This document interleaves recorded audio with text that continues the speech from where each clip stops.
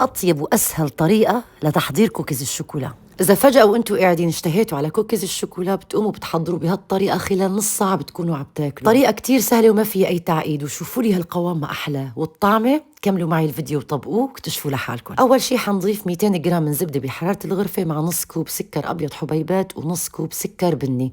مو شرط أبدا السكر يكون بودرة، ومنضل منخفقهم لحتى يدوب السكر تماما. هلا حنضيف بيضتين مع معلقة صغيرة من الفانيليا ومنضل منخفق ليصير القوام كريمي. بدنا نضيف 3 أكواب طحين بس بالتدريج، مع معلقة صغيرة من البيكنج باودر و3 معالق كبار من الكاكاو. كملت عجن بإيدي، ما في داعي للخفاء أبدا، وضفت الكمية البقيانة من الطحين، يعني استخدمت 3 أكواب كلهم. ضليت أعجن لحتى تماسكت معي العجينة، ما بصير تكون ناشفة أبدا، رح تكون بتلزق شوي. وآخر شي ضفت نص كوب من الشوكولا الشيبس اللي بدي يعطيها طعم كتير طيبة وشكل حلو، بس هون بعجن شوي بلطف، ما كتير بقسى عليها. منجيب صينية الفرن، ما بننسى ورق الزبدة، ومنشكرهم على شكل كرات عشوائي. أهم شي نترك الكرة بشكل عشوائي، ما بنمدها بإيدنا ولا بنعطيها شكل، لأن هي أصلا رح تفرش بالفرن شوي. كتير مهم نترك مسافة بين الكرات، وبعدين بنزينهم بحبات شوكولا الشيبس بيعطوها شكل كتير حلو، ومندخلها الفرن حرارة 180 من فوق ومن تحت بس ربع ساعة. يعني بعد ربع ساعة طالعوا الصينية من دون أي تفكير، حتى لو شفتوا الكوكيز لينات شوي. وبعد ما يبردوا دوقون ورح تقولوا يا هيك الكوكيز يا بلا، طيبين طيابة، لذيذين لذاذة غير شكل، وصحة وألف هنا يا رب.